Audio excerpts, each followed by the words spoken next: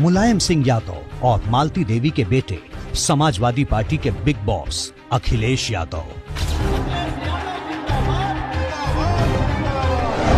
एक ऐसा चेहरा जिसे न तो सत्ता पक्ष इग्नोर कर सकता है और न ही विपक्ष। 23 साल की सियासी यात्रा में अखिलेश यादव ने न सिर्फ समाजवादी पार्टी की छवि बदली, बल्कि कई चुनौतियों से लड़ते हुए समाजवादी पार्टी के पक्ष में सबसे ज्यादा मतदान कराने वाले नेता भी नए रास्ते बनाए और नई पहचान दी।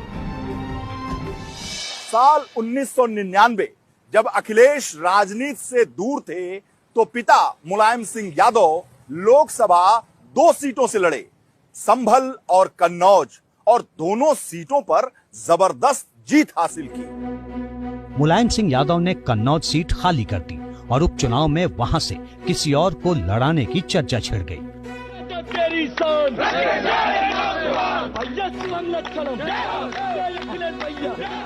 उम्मीदवार के नाम को लेकर माथापच्ची के बीच समाजवादी पार्टी में राय बनी कि मुलायम सिंह की छोड़ी गई सीट कन्नौज तभी बच सकती है जब वहां से उनके बेटे अखिलेश यादव चुनाव लड़ें। राजनीति में आने से पहले अखिलेश यादव ने सिडनी विश्वविद्यालय से पर्यावरण इंजीनियरिंग में ग्रेजुएशन किया था। पढ़ाई के दौरान वो कभी किसी सियासी कार्यक्रम में शामिल नहीं हुए, लेकिन पिता मुलायम सिंह यादव ने साल 2000 में पहली बार उन्हें चुनाव मैदान में उतारा तो अखिलेश ने बीएसपी के अकबर अहमद डंपी को हराकर कन्नौज की सीट जीत ली। साल 2000 में 27 साल की उम्र में अखिलेश यादव पहली बार सांसद बने। साल 2004 में दोबारा सांसद चुने गए। ये एक बड़ी राजनीतिक उथल-पुथल थी, लेकिन असल में यहीं से अखिलेश यादव का चुनौतियों वाला सियासी सफर शुरू हुआ। अखिलेश यादव ने अघोषित रूप से पार्टी की कमान अपने हाथ में ले ली और तेजी से लक्ष्य की ओर बढ़ चले। जनता के माध्यम से जवाब देंगे, मुद्दों के आधार पर संघर्ष छिड़ेगा। साल 2010 में पार्टी की खराब छवि को समझने के लिए एक सर्वे करवाया। आम लोगों की राय के मुताबिक समाजवादी पार्टी की छवि अच्छी नहीं थी। इसकी वजह भी सामने आई, गुंडाराज और जातिवाद की राजनीति। अखिलेश यादव को इसका हल तलाशना था और जल्द ही बाहुबलियों से निजात, युवाओं की भागीदारी और मायावती का तोड़, इन तीनों पर काम शुरू हो गया। अखिलेश ने पढ़े लिखे युवाओं को पार्टी संगठन से जोड़ा, जिसका असर दिखा। पार्टी की छवि बदलने लगी और फिर शुरू किया 2012 का युद्ध। इस महासंग्राम में मैदान में खुद ही मोर्चा संभाला और पिता की तरह ही रथ यात्रा के अलावा साइकिल से यात्रा भी शुरू की। अखिलेश यादव इस बात को समझ गए थे कि गुंडा राज की छवि से पार्टी को नुकसान हो रहा है, इसलिए बाहुबलियों से समझौते करने के लिए राजी नहीं थे। अखिलेश यादव ने बाहुबली नेता डीपी यादव के लिए समाजवादी पार्टी के दरवाजे बंद कर दिए।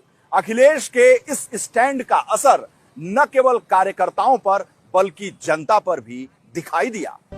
2012 में भले ही चुनाव की रणनीति दिग्गजों ने बनाई हो, लेकिन युवाओं को जोड़ने का काम अखिलेश ने किया। अखिलेश यादव ने साइकिल को दौड़ाने के लिए खुलकर उड़ान भरी, क्योंकि यूपी का विधानसभा चुनाव हार जीत तक ही सीमित नहीं था। ये वो महासंग्राम था जिसमें समाजवादी पार्टी के टीपू को सुल्तान बनना था। 2012 में समाजवादी पार्टी ने बड़ी जीत हासिल की। 2007 में समाजवादी पार्टी की 97 सीटें थीं। 2012 में उसने 224 सीटों पर कब्जा किया। 2007 की तुलना में एसपी ने 127 सीटें ज्यादा पाईं।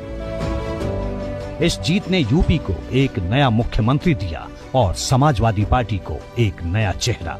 38 साल की उम्र में अखिलेश यादव ने यूपी के 20वें मुख्यमंत्री के रूप में पद और गोपनीयता की शपथ ली। अखिलेश यादव ने रिकॉर्ड समय में 302 किलोमीटर लंबा और 6 लेन का एक्सप्रेसवे बनवाकर चालू करा दिया। यही नहीं, सुल्तानपुर के पास बने एयर पट्टी पर विमान उतारकर इतिहास रच दिया। ये विजन समाजवादियों का था, जिसकी वजह से प्रधानमंत्री हरकुलिस से हवाई हाईवे पे उतर पाए।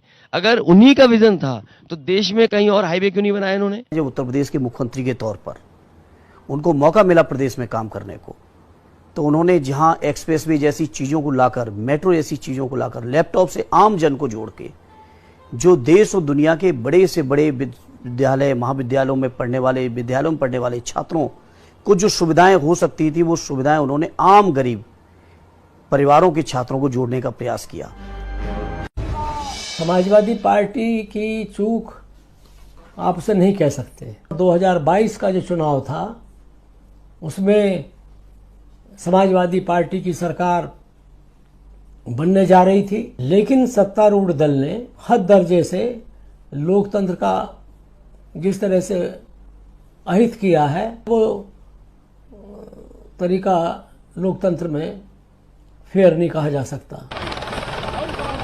लेकिन अखिलेश के नेतृत्व की सबसे अच्छी बात ये रही कि उनकी अगुवाई में समाजवादी पार्टी को स्थापना के बाद से सबसे ज्यादा वोट मिले।